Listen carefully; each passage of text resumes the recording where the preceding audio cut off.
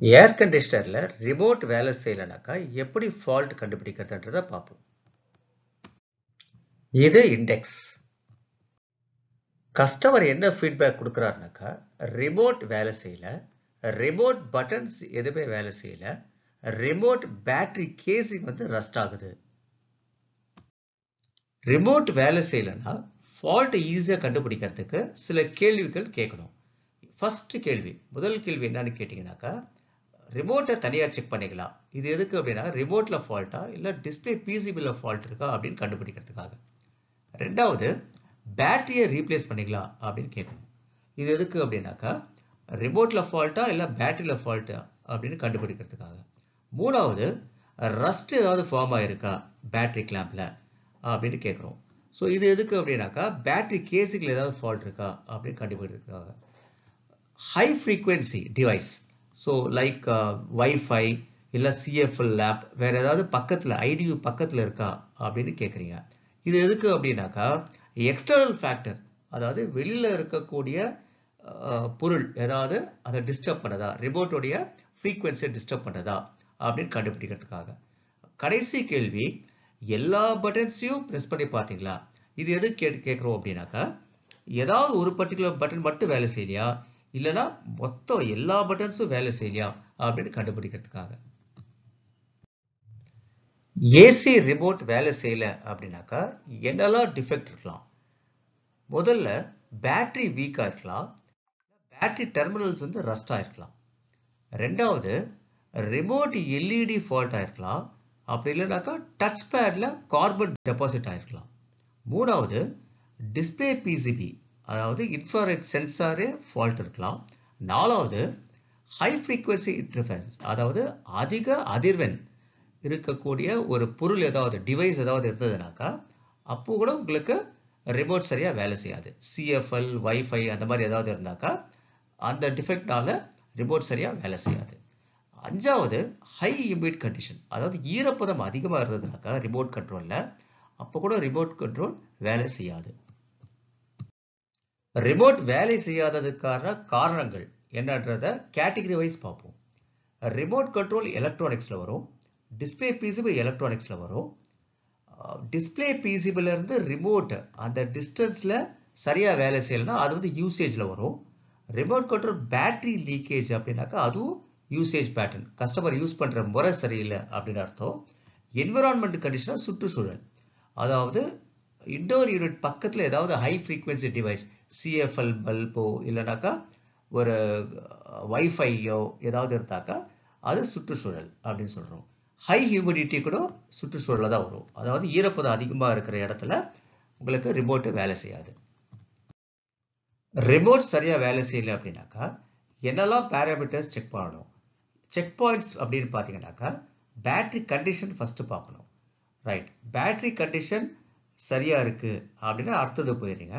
Battery condition சரியில்லை அப்படின்னாக்கா customer கிட்ட எஜுகேட் பண்ணி பேட்டரியை சரி பண்றீங்க. ரெண்டாவது, ரிமோட் கண்ட்ரோல்ல இருந்து ஐடியூக்கு உள்ள டிஸ்டன்ஸ், அந்த ஆங்கிளும் டிஸ்டன்ஸும் கரெக்டா வைக்கிறாங்களா கஸ்டமர் அப்படின்னு பாக்குறீங்க. ஓகே அப்படின்னா அடுத்தது போயிடுறீங்க. சரியில்லை அப்படின்னா கஸ்டமரை எஜுகேட் பண்றீங்க. மூணாவது, ரிமோட் கண்ட்ரோலே டிஃபெக்டா இருக்கா அப்படின்னு பாக்குறீங்க. ஸோ ரிமோட் கண்ட்ரோல் செக் பண்ணிட்டு ஓகேனாக்கா அடுத்தது போயிடுறீங்க. ஓகே இல்லை அப்படின்னா ரிமோட்டை மாத்துறீங்க. அடுத்தது பார்த்தீங்கன்னாக்கா ரிமோட் கண்ட்ரோல் பக்கத்தில் ஆக்சுவலாக எடுத்துகிட்டு போகும்போது, அதாவது ஐடியோ பக்கத்தில் எடுத்துகிட்டு போகும்போது பக்கத்தில் ஏதாச்சும் சிஎஃப்எல் லேப்போ டியூப் லைட்டோ இல்லை வைஃபையோ இருந்தாக்கா சரியாக வேலை செய்யாது. அது நீங்கள் செக் பண்ணணும். ஓகேனா அடுத்ததுக்கு போயிடலாம், சரியில்லை அப்படின்னா கஸ்டமரை எஜுகேட் பண்ணணும். அடுத்து ஐஆர் சென்சாரை செக் பண்ணுறீங்க, infrared sensor. So infrared sensor எதில் இருக்கும்? பிசிபியில் இருக்கும்.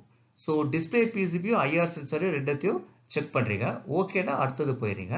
நாட் ஓகே, சரியில்லை அப்படின்னா பிசிபியை ரீப்ளேஸ் பண்ணுறீங்க, டிஸ்பிளே பிசிபியை. அடுத்தது ஹை ஹியூமிட் கண்டிஷன், அதாவது ரிமோட் கண்ட்ரோலில் ரொம்ப ஹியூமிட் அதிகமாக இருந்ததுனாக்கா, ஈரப்பதம் அதிகமாக இருந்ததுனாக்கா என்ன பண்ணணும் அப்படின்னாக்கா நீங்கள் என்ன பண்ண கஸ்டமரை எஜுகேட் பண்ணணும். ஓகேவா இருந்தாக்கா பிரச்சனை இல்லை. ஓகே, இந்த இடத்துல ரிமோட் கண்ட்ரோல் வேலை செய்யலைன்னா கூட நீங்க வோல்டேஜ்லாம் கரெக்டா இருக்கா அதாவது phase and neutral, earth and phase, earth and neutral இதெல்லாம் கரெக்டாக இருக்கான்னு பார்க்கணும். ஏன்னாக்கா எர்த் சரியில்லை கூட ஏதாவது ஒரு ஸ்பைக் வந்துட்டு ரிமோட் சென்சரை சரியாக ஆப்ரேட் பண்ணாது. ஸோ அது ரீசனாக இருக்கலாம். ரிமோட் ஃபால்ட் பார்க்கறதுக்கு என்னெல்லாம் டூல்ஸ் அண்ட் எக்யூப்மெண்ட்ஸ் யூஸ் பண்ணணும் அப்படின்னு பார்த்தீங்கன்னாக்கா digital clamp meter, mobile camera, அதுக்கப்புறம் ரிவர்சிபிள் ஸ்க்ரூ டிரைவர். ஸோ இது மூணுமே வச்சிருக்கணும் ரெடியா. ஸோ எலக்ட்ரிக்கல் சாக்கெட்டும் நீங்கள் ஃபுல்லாக வோல்டேஜ்லாம் செக் பண்ணிடுறீங்க.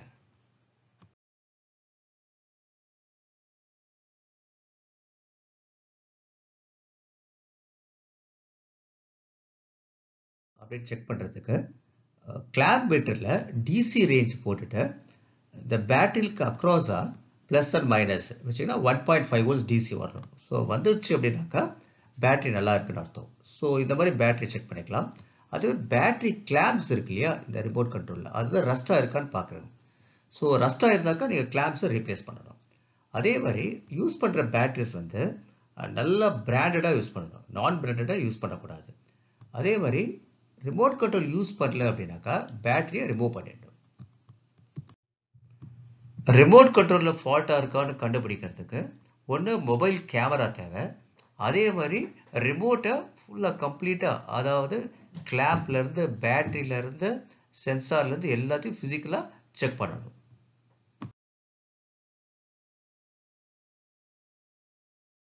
ரிமோட் கண்ட்ரோலில் ஃபால்ட் இருக்கா இல்லையான்னு கண்டுபிடிக்கிறதுக்கு மொபைல் ஆன் பண்ணிவிட்டு மொபைலுக்கு கீழே, மொபைலுடைய கேமராக்கு கீழே இந்த ரிமோட்டை வச்சுட்டு ரிமோட்டை ஆப்ரேட் பண்ணிங்கனாக்கா power button, temperature up button, temperature down button இதெல்லாம் ப்ரெஸ் பண்ணிங்கனாக்கா அந்த மொபைலில் இருக்கிற கேமராவில் நீங்கள் இந்த லைட் எரியறதை பார்க்கலாம், இந்த எல்இடி லைட்ஸ் எரியறதை பார்க்கலாம். ஸோ அந்த மாதிரி இருந்ததுனாக்கா இந்த ரிமோட் கண்ட்ரோல் நல்லா இருக்குன்னு அர்த்தம்.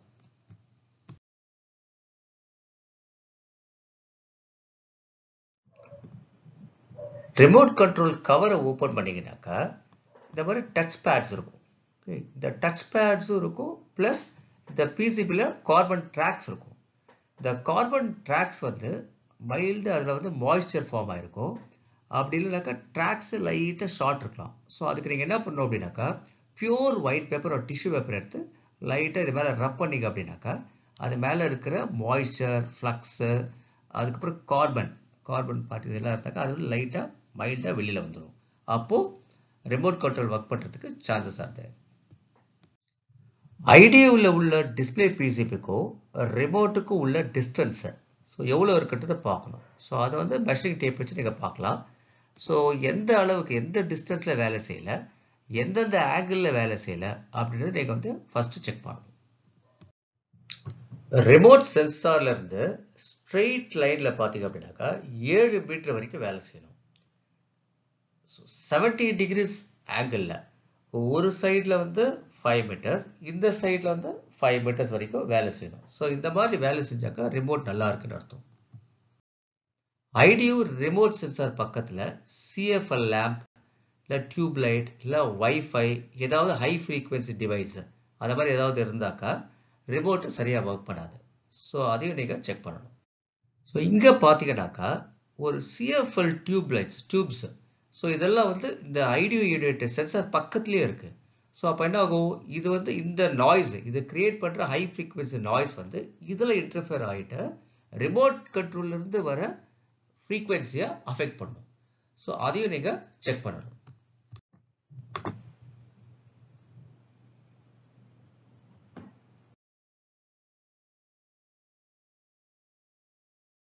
Sensor PCB. ஸோ இதில் இன்ஃப்ராரெட் மாடியூல் இருக்கும், ரிமோட் கண்ட்ரோல் மாடியூல் அப்படின்னு சொல்கிறோம். இதில் வந்து 3 pins வரும். ஓகே, ஸோ இந்த இன்ஃப்ராரெட் சென்சார் தான் நீங்கள் ரிமோட்டில் வந்து சுவிட்சஸ் ப்ரெஸ் பண்ணும்போது, பட்டன்ஸ் ப்ரெஸ் பண்ணும்போது சென்ஸ் பண்ணும், சிக்னல்ஸை சென்ஸ் பண்ணிவிட்டு மெயின் பிசிபிக்கு சிக்னல் கொடுக்கும். ஸோ இந்த சென்சார் நல்லா இருக்கா இல்லையான்னு எப்படி செக் பண்ணுறது அப்படின்னு பார்த்தீங்கன்னா ஃபர்ஸ்ட் வந்து 5 volts செக் பண்ணலாம். அதாவது இதில் 3 pins வரும், ground, 5 volts and V output. So ground, 5 volts, V output. So கிரவுண்டுக்கும் சென்டர் பாயிண்ட்டுக்கு நீங்கள் செக் பண்ணினாக்கா 5 volts செக் வரணும். ஸோ 5 volts வரல அப்படின்னாக்கா இந்த மெயின் பிசிபிலேருந்தே 5 volts வராமல் இருக்கலாம், இல்லை பிசிபியில் ஃபால்ட் இருக்கலாம். ஸோ 5 volts வந்துருச்சு அப்படின்னாக்கா வி அவுட் நீங்க செக் பண்ணணும். ஸோ கிரவுண்டுக்கும் வி அவுட்டுக்கும் செக் பண்ணீங்க அப்படின்னாக்கா ரிமோட் கண்ட்ரோலுடைய பட்டன்ஸை ப்ரெஸ் பண்ணிட்டே செக் பண்ணீங்கன்னாக்கா 0 to 5 volts வேரி ஆகும். அந்த மாதிரி வேரி ஆச்சு, அவுட்புட் வேரி ஆச்சு அப்படின்னாக்கா இந்த சென்சார் நல்லா இருக்கு அப்படின்னு அர்த்தம். பட் என்ன ஆகுது, இந்த சிக்னல் வந்து இதுக்கு மெயின் பிசிபிக்கு போகல. ஸோ அப்போ நீங்க பிசிபி மாற்ற வேண்டியதாக இருக்கும். ஸோ இந்த மாதிரி ஐஆர் சென்சாரை டிஃபெக்டிவாக நீங்க செக் பண்ணலாம்.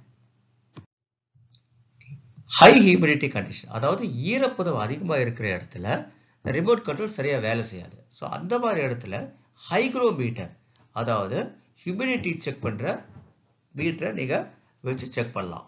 ஸோ 67% இருக்கு, சில இடத்துல 70-75% வரும்.